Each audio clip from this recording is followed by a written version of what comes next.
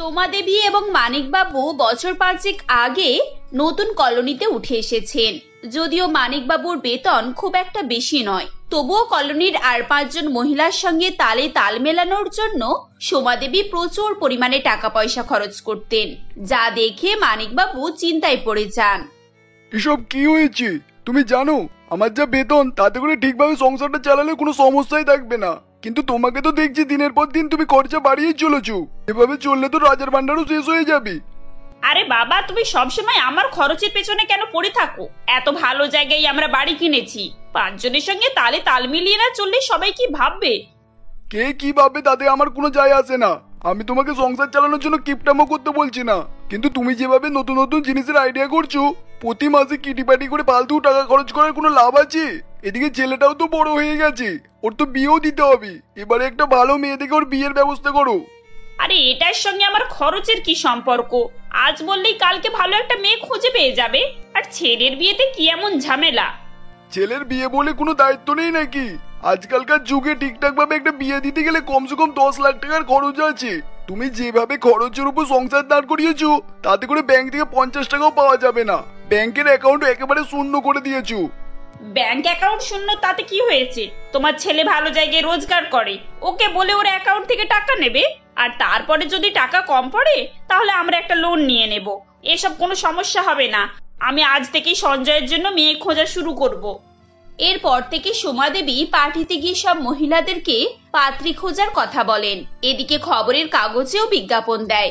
দেখতে দেখতে কিছুদিনের মধ্যেই সঞ্জয়ের জন্য পুতুল নামে একটি পাত্রীর খোঁজ পাওয়া যায়।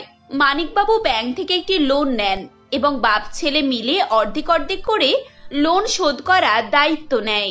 বিয়ের 1 মাস পর গীতা দেবী সোমা দেবীর বাড়িতে আসে আর বলে, কি ব্যাপার সোমা, আগের মাসে তুমি কিটি পার্টিতে এলে না? বৌমা হওয়ার পর কি ফ্রেন্ডদেরকে সময় দেওয়া আর পার্টি অ্যাটেন্ড করা বন্ধ করে দিয়েছো নাকি? বৌমা বুঝি খুব চাপে রেখেছে? দূর, কি যে বলো না, আমার বৌমা একেবারে আমার মতো, খুবই ফ্র্যাঙ্ক। ও এইসব নিয়ে না মাথা ঘামায় না। আসলে ছেলের বিয়ে নিয়ে খুব ব্যস্ত হয়ে পড়েছিলাম, তাই আগের মাসের পার্টিতে যেতে পারিনি। তুমি আমার ছেলের বিয়েতে এলে না কেন গো? শুনেছিলাম তুমি নাকি সেই সময় তোমার দেশের বাড়িতে গিয়েছিলে। হ্যাঁ, শাশুড়ি একটু অসুস্থ ছিল, তাই ওনাকে ডাক্তার দেখিয়ে সবকিছু ঠিকঠাক করে দিয়ে এলাম। কই দেখি তোমার বৌমাটা কেমন হয়েছে। এমন সময় পুতুল চা নিয়ে সেখানে আসে। এই নিন আন্টি, একটু চা খেয়ে নিন। বাহ, তোমার বৌমা তো দেখতে খুব সুন্দর হয়েছে, চাটাও দারুণ বানিয়েছে, একেবারে আমাদের সঙ্গে ম্যাচ করে যাচ্ছে। জানো তো বৌমা, তোমার শাশুড়ি আমাদের ক্লাবের মেম্বার। আজ থেকে তুমিও মেম্বারশিপ নিয়ে নাও। শোনো সোমা, তোমার বৌমাকেও এবার না কিটি পার্টিতে নিয়ে আসবে। হ্যাঁ হ্যাঁ, ও যেতে চাইলে তো নিশ্চয়ই নিয়ে যাব। এমনিতেও আমাকে পার্টি থেকে একা একা বাড়ি ফিরতে হয়। বৌমা যদি যেতে রাজি হয় তাহলে আমরা দুজনেই এবার থেকে যাব। কয়েকদিন পর সোমা দেবী তার বৌমাকে বলেন, বৌমা, রান্নাটা হয়ে গেছে, তুমি বাদ বাকি সব কাজগুলো করে নাও। আজ বিকেলে আমি একটু কিটি পার্টিতে যাব। রাতের রান্নাটা করে রেখো, কারণ আমার ফিরতে দেরি হবে। ও বাবা, আপনি একা একা পার্টিতে যাবেন আর আমি বাড়িতে বসে বসে বাড়ির কাজ করব আর বোর হব? না না না না, এরকম করলে তো চলবে না। তাছাড়া গীতা আন্টি তো আমাকেও পার্টিতে ইনভাইট করেছে, আমিও যাব। ঠিক আছে, তুমি যদি যেতে চাও তাহলে আমার কোনো আপত্তি নেই। একা একা যাওয়ার থেকে দুজনে মিলে যাওয়াটাই অনেক ভালো। তবে তুমি যে পার্টিতে যাবে, কি পরে যাবে শুনি? গীতা আন্টি তো বলেছে এইবারে পার্টির থিম গোল্ডেন, কিন্তু আমার কাছে তো গোল্ডেন কালারের কোনো শাড়িই নেই। মা, আপনার কাছে যদি দুটো গোল্ডেন শাড়ি থাকে তাহলে আমাকে একটা পরতে দিন না। আরে বাবা, আমার কাছে তো একটাও গোল্ডেন শাড়ি নেই, সেজন্যই তো আমি অনলাইনে শাড়ি অর্ডার করেছি, কিছুক্ষণ পর এসে যাবে। আচ্ছা মা, কি ব্যাপার বলুন তো? আপনি রোজ রোজ এত জিনিস অনলাইনে অর্ডার করেন, এত টাকা আপনি কোথা থেকে পান? আমি যতদূর জানি বাবার মাইনে এতটাও বেশি নয় যে আপনি প্রত্যেকদিন এত এত শপিং করবেন। কোথা থেকে পাই মানেটা কি? আমি কি চুরি ডাকাতি করছি নাকি? সবকিছুই হিসেব করে খরচ করি, আর বুদ্ধি থাকলে সব উপায় বের হয়, বুঝলে? আরে বাবা, আমি তো সেটাই জানার চেষ্টা করছি। এমনিতেও আপনার ছেলে আমাকে সবই বলেছে, আমাদের বিয়েটাও লোন নিয়ে হয়েছে, তাই বাড়ির কি পরিস্থিতি সে তো আমি ভালো করেই জানি। এবার আমাকে বলুন তো, এত কিছু কেনাকাটা করার টাকাটা আপনি কোথায় পান? টপ সিক্রেট, এভাবে বলা যাবে না, দেওয়ালেরও কান আছে, বুঝলে? ঠিক এমন সময় বাড়ির বেল বাজে। সোমা দেবী গিয়ে পার্সেলটা নিয়ে নেন। পার্সেল খুলে দেখা যায় তাতে 20,000 টাকা দামের একটি সুন্দর ডিজাইনার শাড়ি রয়েছে। শাড়ি দেখে পুতুল একেবারে অবাক হয়ে যায়। ওয়াও মা, এই শাড়িটা তো দারুণ দেখতে। এত দারুণ শাড়ি পরে আপনি পার্টিতে যাবেন? সবাই তো আপনার দিকেই তাকিয়ে থাকবে। তবে না তো কি, সারা পার্টিতে সবাই আমার দিকেই তাকিয়ে থাকে আর আমারই প্রশংসা করে জানো। এজন্যই তো কিটি পার্টি যাওয়ার মজাটাই আলাদা। আর শোনো, আমি একবার যে শাড়িটা পরি, সে শাড়ি আমি আর দ্বিতীয়বার পরে বের হই না। শাশুড়ির এই ধরনের কথা শুনে পুতুল আরো বেশি অবাক হচ্ছিল, কারণ সে শাড়ির দাম দেখে নিয়েছিল। প্রত্যেক মাসে 20-25 হাজার টাকা করে শাড়ি কেনা তাদের মতো মধ্যবিত্ত পরিবারের কাছে খুবই অসম্ভব ব্যাপার ছিল। কিন্তু শাশুড়ি কিভাবে এসব করে তার সত্যটা তাকে বলতে চাইছিল না। সেদিন পুতুলের কাছে গোল্ডেন কালারের কোনো শাড়ি না থাকার জন্য সে কিটি পার্টিতে যেতে পারে না। রাতের বেলা সোমা দেবী বাড়ি ফিরে আসেন এবং দেখেন বৌমা মনমরা হয়ে বসে আছে। তিনি তার কাছে গিয়ে বলেন, বৌমা, মন খারাপ করো না। এইবারে পার্টিতে যেতে পারোনি তো কি হয়েছে, পরের বারে আমরা দুজনেই পার্টি অ্যাটেন্ড করব। পরের বারে থিম হচ্ছে পিঙ্ক। না মা, আমি আপনার মতো দামি ডিজাইনের শাড়ি কিনতে পারবো না। আমার কাছে একটা পিঙ্ক কালারের শাড়ি আছে, তবে আপনার শাড়ির কাছে সেসব শাড়ি একেবারে ফিকে। আপনি অত ভালো ভালো শাড়ি পরে যাবেন, আর আমি ওরকম কম দামি সাধারণ শাড়ি পরে গেলে সবাই আমার প্রশংসা তো দূরের কথা, উল্টে আমার উপরে হাসাহাসি করবে। তুমি এত সব কিছু চিন্তা করো না বৌমা, আমি তোমাকে সব কিছু শিখিয়ে দেব। জানো, আমি যে এত দামি দামি শাড়ি পরি তার জন্য আমাকে 1 টাকাও খরচ করতে হয় না। সবকিছুই বুদ্ধির খেলা, বুঝলে? মানে? দেখো, আমি যখন এই কলোনিতে প্রথম এসেছিলাম এবং কিটি পার্টিতে প্রথম জয়েন করেছিলাম, তখন আমি দোকান থেকে শাড়ি কিনতাম, তারপর পার্টিতে পরে যেতাম। পার্টি শেষ হয়ে গেলে শাড়িটা প্যাক করে আবার দোকানে ফেরত দিতাম। এভাবেই 2-4 বার করার পর দোকানদার আমাকে চিনে ফেললো। তারপর থেকে তারা শাড়ি দেওয়াই বন্ধ করে দিল। আচ্ছা, তারপর কি হলো? কিন্তু অনলাইন শপিং করা যখন থেকে শিখলাম, তখন থেকে আমার আর কোনো সমস্যাই রইলো না। আমি অনলাইনে শাড়ি কিনি, পার্টিতে পরে যাই, তারপরের দিনই শাড়ি রিটার্ন করে দিই। এইভাবে প্রত্যেক মাসে আমি নতুন নতুন ডিজাইনের শাড়ি পরে পার্টি করি। আর পার্টির কোনো মহিলা আমাকে এই বিষয়ে আজ পর্যন্ত ধরতে পারেনি। তারা সবাই ভাবে আমি কোটিপতি বাড়ির গিন্নি। ও তাই বলি, আপনি কি করে এত ব্র্যান্ডেড জিনিসপত্র কিনে পার্টিতে পরে যাচ্ছেন? তাহলে এই আসল সত্য, তাই তো? এতে করে আপনার কোনো সমস্যা হয় না মা? সমস্যা কিসের? এই দেখো, হোয়াটসঅ্যাপে আবার মেসেজ এসেছে। তুমিও তো গ্রুপে আছো, এবার মেসেজগুলো পড়ে দেখো। পুতুল হোয়াটসঅ্যাপের গ্রুপের মেসেজ খুলে দেখে প্রত্যেকটা মহিলা তার শাশুড়ির জুয়েলারি কাপড়ের প্রশংসা করছে। এসব দেখে পুতুলের খুব লোভ হয়। পরের দিনেই 2 শাশুড়ি বৌমা গোলাপি রঙের 2টি ডিজাইনার শাড়ি অর্ডার করে, সঙ্গে ম্যাচিং জুয়েলারিও অর্ডার করে। পরের বারে তারা সেই শাড়ি এবং জুয়েলারি পরে পার্টিতে যায়। তাদেরকে দেখে পার্টির সবাই তাদের প্রশংসা করা শুরু করে। আরে বাহ বৌমা, তুমিও তো দেখছি তোমার শাশুড়ির মতোই ডিজাইনার শাড়ি পরেছো। সত্যি বাবা, জামা কাপড়, জুয়েলারি এইসব জিনিসে কিন্তু তোমার শাশুড়িকে কেউ হার মানাতে পারবে না। আর এখন তাকে টক্কর দেওয়ার জন্য তুমি এসে গেছো। তোমাদের দুজনকে যা লাগছে না। তাই তো, যেমন শাশুড়ি ঠিক তেমন তার বৌমা হয়েছে, একেবারে ম্যাচিং। তোমাদের শাড়ি আর জুয়েলারি দারুণ কিন্তু কম্বিনেশন হয়েছে। আমার তো বেশ ভালোই লাগছে দেখে। আচ্ছা সোমা, তুমি কোন দোকান থেকে সব জিনিস কেনো বলো তো? আসলে পরের মাসে আমার বোনের মেয়ের বিয়ে, ওখানে পরে যাওয়ার জন্য একটা ডিজাইনার শাড়ি কিনবো ভাবছিলাম। এগুলোর দাম কেমন?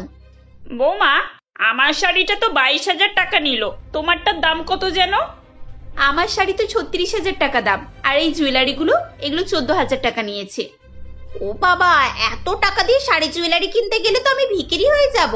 আমার কিন্তু অত বাজেট নেই। আমার তো মনে হয় এসব শাড়ি পরাই হবে না। আরে তুমি অত চিন্তা করছো কেন? একটা দিনের ব্যাপার তো। এক কাজ করো, তুমি শোবার কাছ থেকে শাড়িটা ধার নিয়ে নাও। একদিন বিয়েতে শাড়ি পরে যাবে, তারপর যেমন অবস্থায় নিয়েছো সেই অবস্থায় ফেরত দিয়ে দেবে। এমনিতেও এদের শাশুড়ি বৌমার কাছে শাড়ি জুয়েলারির অভাব নেই। তুমি চাইলে একদিনের জন্য অবশ্যই তোমাকে দিয়ে দেবে। কি বলো সোমা? হ্যাঁ, এ আর এমন কি সমস্যা? মানে শাড়ি নষ্ট না করলেই হবে।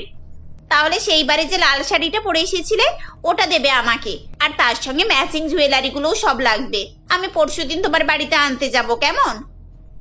আচ্ছা ঠিক আছে, আমি শাড়ি জুয়েলারি সব খুঁজে বার করে রাখবো, কেমন?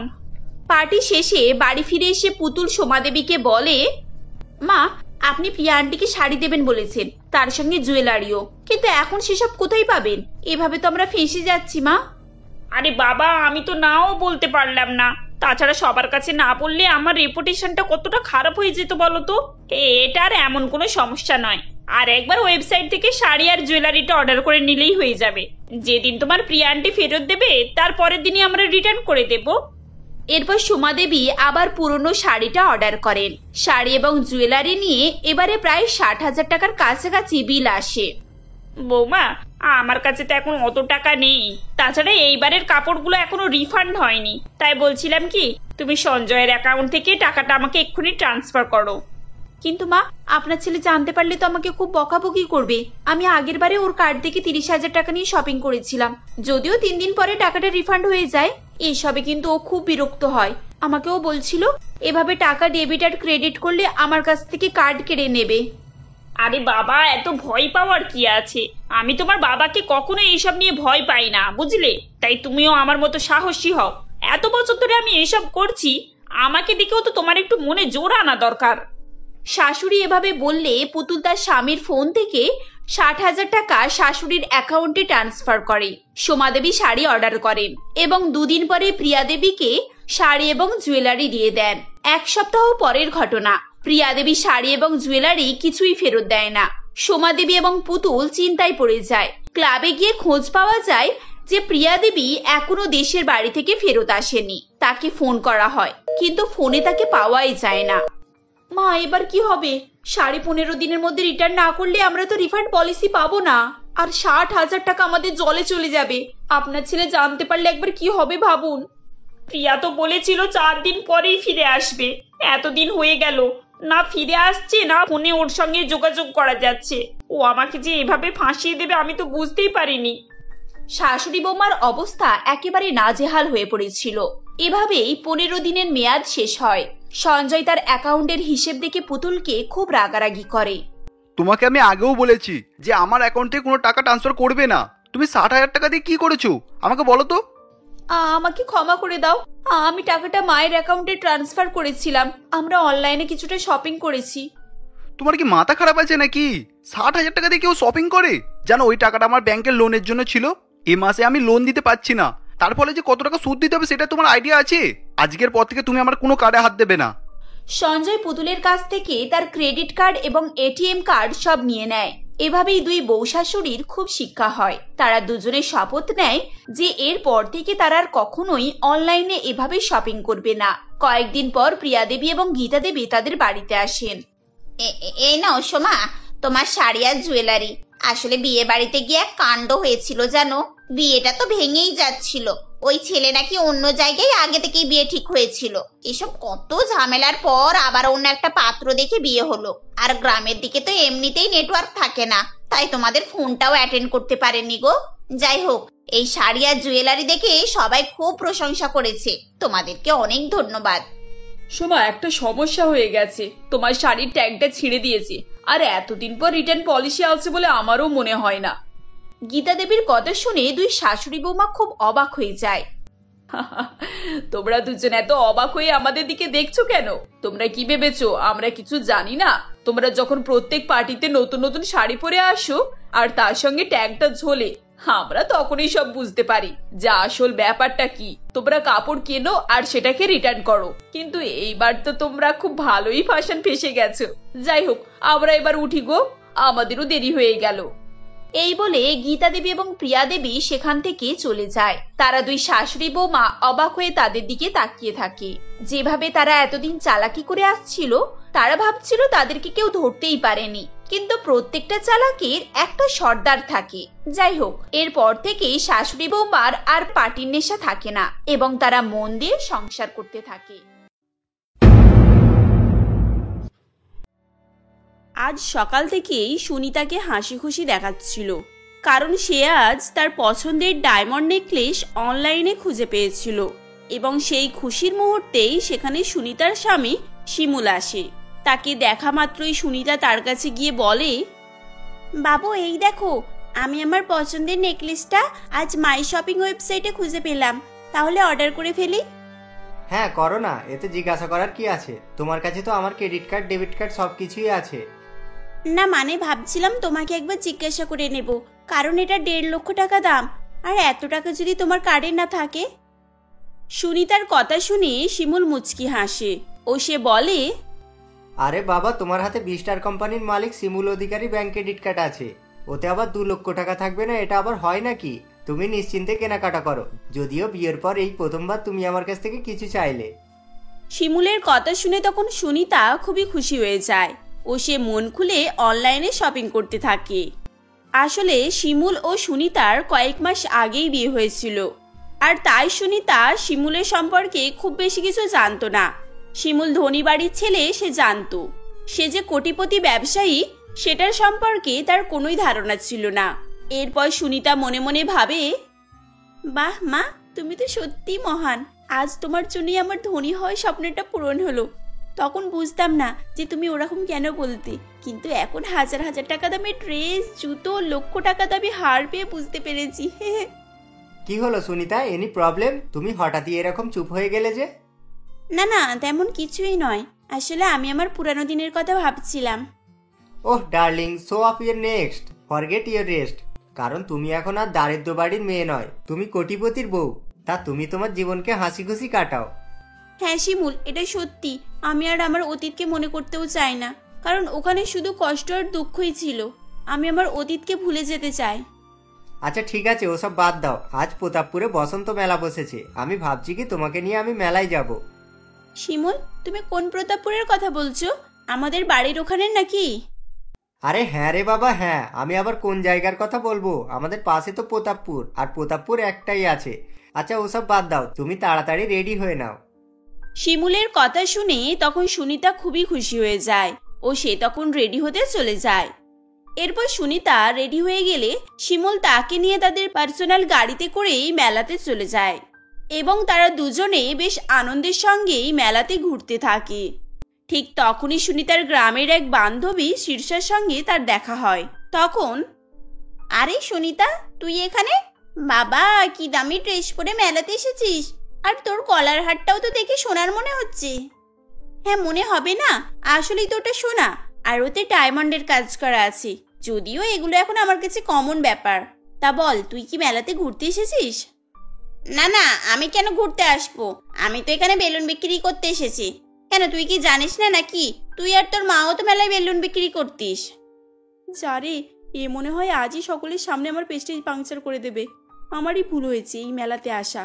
এখন আমরা যদি বিশ্ব বাংলা মেলাতে যেতাম তাহলে ভালো হতো। শীর্ষা এভাবেই বললে সুনিতার তখন মুখ লজ্জায় লাল হয়ে যায় ও সে তখন শীর্ষার কথার কোনোই উত্তর খুঁজে পায় না। আর তখন পাশে দাঁড়িয়ে শিমুল ব্যাপারটি লক্ষ্য করছিল। এরপর সে কথা এড়ানোর জন্য বলে, আরে দিদি, বাদ দিন না ওসব কথা। এখন মাসিমা কেমন আছেন বলুন? উনি ঠিক আছেন তো? মানে ওনার শরীর ভালো আছে তো? না দাদাবাবু, ওনার অবস্থা খুব একটা ভালো নেই। আপনারা পারলেন একবার যাওয়ার পথে দেখা করে যাবেন, মানুষটার কখন কি আবার হয়ে যায়। হ্যাঁ তা অবশ্যই, এত দূরে এসেছি যখন তাহলে একবার না হয় দেখা করেই যাব। শিমুল এভাবে বললে তখন শীর্ষা সেখান থেকে চলে যায়। এরপর সুনিতা বলে, কি দরকার ছিল এখন ওখানে যাওয়ার কথা বলার? আমার মায়ের কাছে একেবারেই যেতে মন যায় না। ওখানে গেলে যেন আমার কেমন বিরক্ত লাগে। কিন্তু কেন? তুমি তো ওখানেই মানুষ হয়েছে, তাই না? আর যেখানে উনি তোমার মা হন, এখন মায়ের কাছে যেতে মন যায় না সেরকম মানুষ হয়তো তুমি পৃথিবীতে একাই আছো। যদিও আমার মা নেই, তাই আমি এই অনুভূতিটা বুঝি। আর এনিবে, আমরা এখানে এসেছি, তোমার মায়ের কাছে হয়তো খবর চলে যাবে, আর উনি যদি এটা জানতে পারেন তাহলে আমাদেরকেই খারাপ ভাববেন। আচ্ছা আচ্ছা ঠিক আছে, যাওয়ার সময় না হয় একবার ওখানে ঢুকবো, ওকে? কিন্তু একটা শর্তে, ওখানে গেলে আমি একাই যাব, তোমাকে ঢুকতে হবে না, তুমি গাড়িতে থাকবে। সুনিতা এভাবেই বললে শিমুল তখন তার শর্তে রাজি হয়ে যায়। এরপর মেলা ঘোরা হয়ে গেলে তারা সত্যি সত্যি সুনিতার মা অর্থাৎ চন্দ্রিমা দেবীর বাড়ি যায়। তখন চন্দ্রিমা দেবী বাড়িতেই ছিল আর সে বেশ কিছুটা চিন্তিত ছিল। এরপর সে সুনিতাকে সেখানে আসতে দেখে খুবই খুশি হয়ে যায় ও সে বলে, আরে মা সুনিতা, তুই এসেছিস? আয় মা আয়, এখানটাতে বস। দাঁড়া, আমি চেয়ারটা এনে দিচ্ছি। না না থাক, চেয়ার আনতে হবে না, তার কোনোই দরকার নেই। আমি দাঁড়িয়েই ঠিক আছি। সেই তো নিয়ে এলে ভাঙা অথবা ধুলো ময়লা পড়া চেয়ার নিয়ে আসবে। তা কি করব বল মা, আমাদের বাড়িতে যেটা আছে সেটাই তো নিয়ে আসবো। তোর জন্য আমি আর অন্য চেয়ার কোথা থেকে পাবো? হ্যাঁ, সেজন্যই তো মানা করছি, কারণ আমার ওই চেয়ারে বসলে আমার পুরো ড্রেসটাই নোংরা হয়ে যাবে। এ তুই কি বলছিস মা? তুই কি ভুলে গিয়েছিস নাকি যে এটা একদিন তোর বাড়ি ছিল আর তখন তুই ওই জিনিসগুলোই ব্যবহার করতিস? ও মা, জাস্ট শাট আপ, তুমি একটু চুপ করো তো। আর শোনো মা, ওই জন্যই আমি এখানে আসতে চাই না।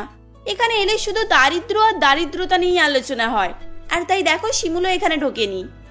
এই বলে সুনিতা সেখান থেকে চলে যায়। সুনিতার মুখে এরকম কথা শুনে চন্দ্রিমা দেবী একেবারেই হতবাক হয়ে যায়। সে তখন কি বলবে কিছুই খুঁজে পাচ্ছিল না। এদিকে শিমুল তখন গাড়ির পাশেই দাঁড়িয়েছিল। ঠিক তখনই সেখান থেকে শিমুলের পরিচিত মদনবাবু চন্দ্রিমা দেবীর বাড়ির দিকে যায়। মদনবাবুকে যেতে দেখে শিমুল মনে মনে ভাবে, এ বাবা, এই সুদের ব্যবসায়ী মদন এখানে কোথা থেকে এলো? এ কি তাহলে এখানে কাউকে সুদে টাকা দিয়েছে নাকি? যদিও এ টাকা ছাড়া কিছুই বোঝে না। শিমুল চলো আমরা বাড়ি যাই, এখানে এসে আমাদের অনেকটাই সময় নষ্ট হয়ে গেল।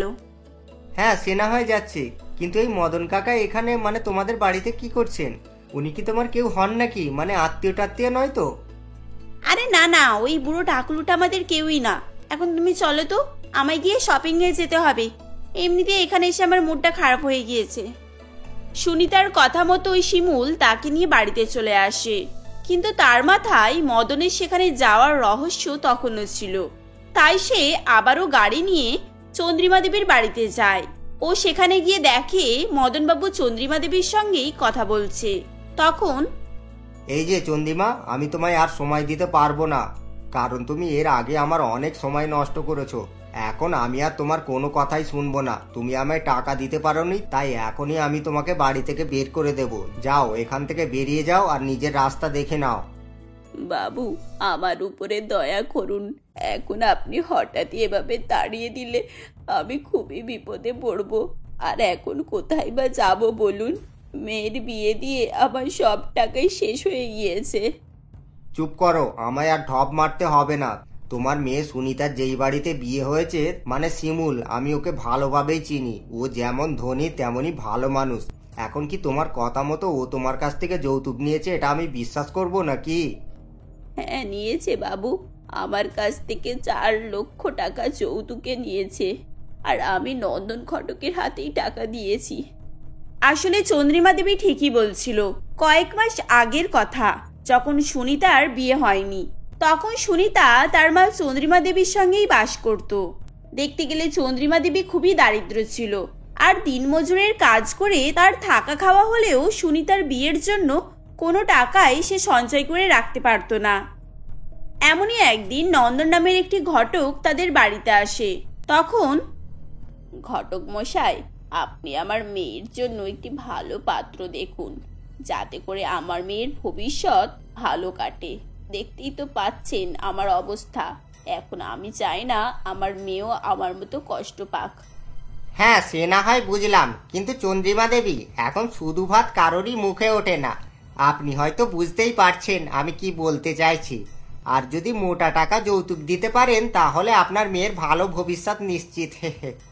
কিন্তু ঘটক মশাই, আমি এখন যৌতুক কোথা থেকে পাবো?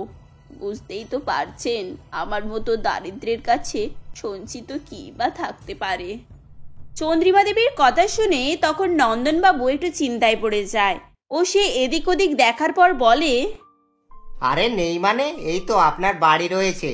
আপনি বরং এটাকে বন্ধক রেখেই টাকাটা দিন, কারণ ভালো সম্বন্ধ সবসময় আসে না। আর যদিও ছেলেপক্ষ মাত্র 4 লক্ষ টাকাই তো চেয়েছে। ঘটকটির কথা শুনে ও নিজের মেয়ের ভবিষ্যতের কথা ভেবে চন্দ্রিমা দেবী তখন রাজি হয়ে যায়। এরপর সে বাড়িটি মদনবাবুর কাছে বন্ধক রেখেই টাকাটি দিয়েছিল। আর তাই আজ চন্দ্রিমা দেবী কথাগুলি মদনবাবুকে বলছিল ও কাঁদছিল। এদিকে জানালায় দাঁড়িয়ে শিমুল সবকিছুই শুনছিল। এরপর সে সেখানে এসে বলে, কাকিমা, আপনি কাঁদবেন না, কারণ আপনার কান্নার দিন এখন শেষ। আর এই যে মদনবাবু, আপনি চিন্তা করবেন না, আপনার সব টাকা আমি মিটিয়ে দেব। কিন্তু শিমুল, তোমার টাকার কি প্রয়োজন ছিল যে তুমি 4 লক্ষ টাকা যৌতুক নিয়েছিলে? আমি যতদূর জানি তোমার তো কোটি টাকার ব্যবসা, তাই না?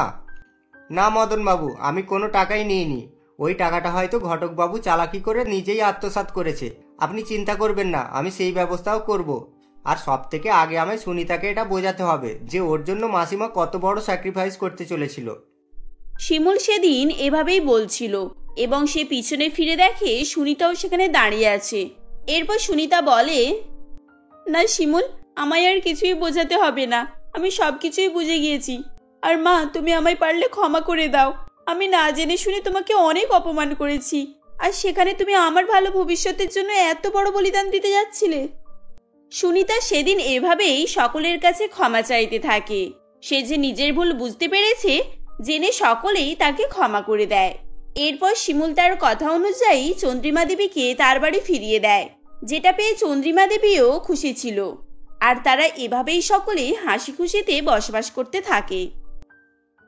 হ্যাঁ, তো বন্ধুরা, আমাদের আজকের এই স্টোরি আপনাদের কেমন লাগলো তা অবশ্যই জানাবেন। আর গল্পটি ভালো লাগলে লাইক করবেন। আর আপনারা যদি আমাদের চ্যানেলে নতুন হন তাহলে অবশ্যই চ্যানেলটি সাবস্ক্রাইব করে আমাদের পাশে থাকবেন।